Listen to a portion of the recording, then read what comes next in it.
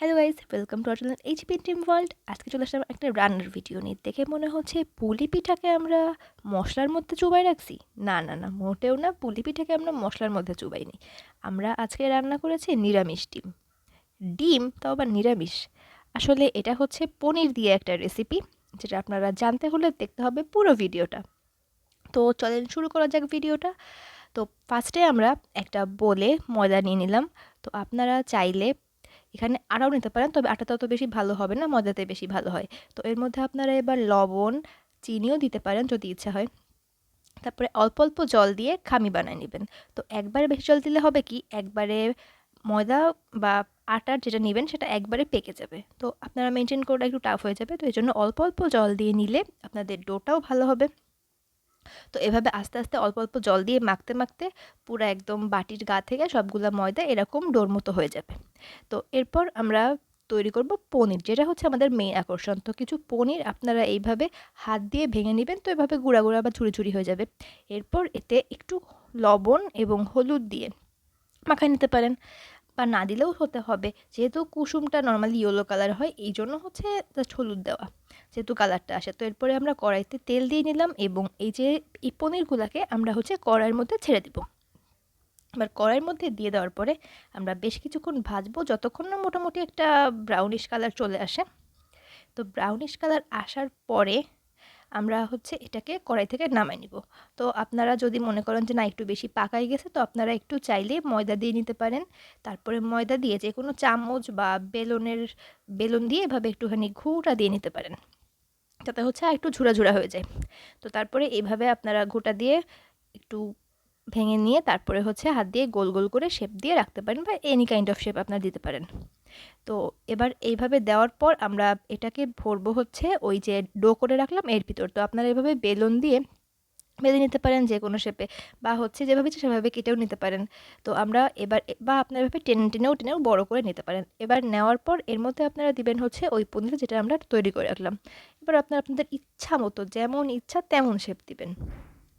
চাইলে আপনারা পুলি পিঠার শেপ দিতে পারেন, গোল গোল শেপ দিতে পারেন, বা আপনারা যে কোনো ডিজাইনও করতে পারেন। আপনাদের যার যেরকম ইচ্ছা মন চায় সেরকমভাবে করতে পারেন।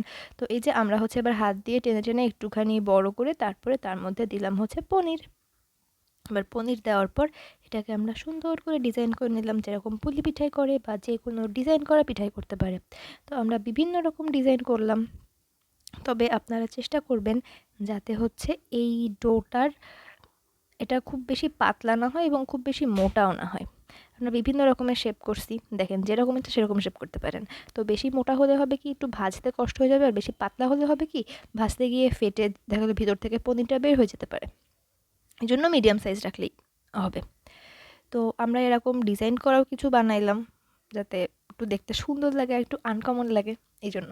তো সবগুলো মোটামুটি রেডি হয়ে গেছে, আমরা গোল গোল করেও নিছি কতগুলা। রেডি হয়ে যাওয়ার পর এবার যাবো হচ্ছে আমরা ভাজতে। তো কড়াইতে আমরা গরম তেল দিয়ে নিলাম। তারপর তেল গরম হয়ে যাওয়ার পর আমরা এর মধ্যে দিলাম ছেড়ে এই সবগুলাকে তো একবার দেওয়া যাবে না, তো আমরা অল্প অল্প করে আস্তে আস্তে করে ভাজবো। তো মোটামুটি এরকম এক সাইড ভাজা হবে, একটু ব্রাউন হবে, আবার নাড়ানাড়ি করে নিব, নাড়ানাড়ি করে নেওয়ার পর আবার একটু ব্রাউন হবে। তো এভাবে আস্তে আস্তে করে ভাজতে ভাজতে মোটামুটি সব পাশ ভাজা হয়ে যাবে, এবং এরকম ব্রাউন শেপ হয়ে গেলে আপনারা নামায় নেবেন। তো আমাদেরও দেখতে তো সবগুলা ভাজা হয়ে গেল। তো সবগুলা ভাজার পরে এবার আমাদের লাগবে হচ্ছে ফোড়ন দেওয়ার জন্য তেজপাতা, জিরা, তারপরে গরম মশলা, আদা, হিং, তারপর টমেটো পেস্ট এবং হচ্ছে ধনিয়া গুঁড়া, জিরা গুঁড়া। তো সবগুলা দিয়ে দিলাম আমরা তেলের মধ্যে, দিয়ে দিলাম এবার এক ঘোঁটা। তারপর দিয়ে দিলাম হচ্ছে টমেটো। এখানে আপনার টমেটো পেস্ট বা টমেটো পিউরিও আপনারা ইউজ করতে পারেন। তো তেলের উপরে আপনারা ফার্স্টে হিং দিয়ে নেবেন, কারণ হিংটা দিলে একটুখানি অন্যরকম সেন্ট বের হয়, এবং ফোড়ন দেওয়ার আগে হিংটা দিয়ে নেবেন। তো তারপরে হচ্ছে আপনারা একে একে সব মশলা দিয়ে নেবেন। তো মশলা হইতে হইতে আমরা এবার একটা মজার জিনিস তৈরি করব, সেটা হচ্ছে গিয়ে নারকেলের দুধ। তো আমরা নারকেল কুড়াই নিলাম। তো কোড়াতে থাক, আমরা এবার বাকি কাজটা সেরে আসি। তো এর মধ্যে আমরা যাতে টমেটোগুলো তো আস্ত দেওয়া, তো এই জন্য হচ্ছে আমরা টমেটোগুলো যাতে সিদ্ধ হয়ে যায় এই জন্য আর লবণ দিয়ে দিলাম। তো টমেটোগুলো আস্তে আস্তে সিদ্ধ হয়ে গেল। এরপর যখন এভাবে করে তেল ছাড়তে শুরু করবে তখন আমরা দিয়ে দিব হচ্ছে এই ভেজে রাখা জিনিসগুলো। তো এই ফাঁকে আমরা এই নারকেলগুলো বেটে এর থেকে হচ্ছে চেপে চেপে নারকেলের লিকুইডটা বের করে নেব। তো এবার হচ্ছে আমরা এইটা সে রান্নার মধ্যে ইউজ করব। তো খাড়াগুলা আপনারা রেখে দিতে পারেন, যে কোনো কাজ ইউজ করতে পারেন। তো আর বাদ বাকি এই লিকুইডটা এটা হচ্ছে আমরা দিয়ে দিলাম ঝোল হিসেবে। তো চাইলে আপনারা জল দিতেও পারেন, নাও দিতে পারেন, এটা আপনাদের ইচ্ছা খুশি। তারপরে আপনারা যদি মনে করেন যে আমরা না হলুদ রং বানাবো, তাহলে হলুদ দিবেন, আর না হলে এভাবে দিলেও মোটামুটি ইয়েলো কালার চলে আসবে, বা এরকম হালকা একটু হোয়াইট থাকতে পারে, কোনো অসুবিধা নেই। তো আমরা একটু দিলাম হলুদ, তারপরে দিলাম হচ্ছে জিরা গুঁড়া, তারপর দিলাম হচ্ছে একটু ধনিয়া গুঁড়া এবং গরম মশলা গুঁড়া। গরম মশলা গুঁড়া নামানোর আগে দিলে মোটামুটি ভালো হয়, একটু অন্যরকম ফ্লেভার আসে।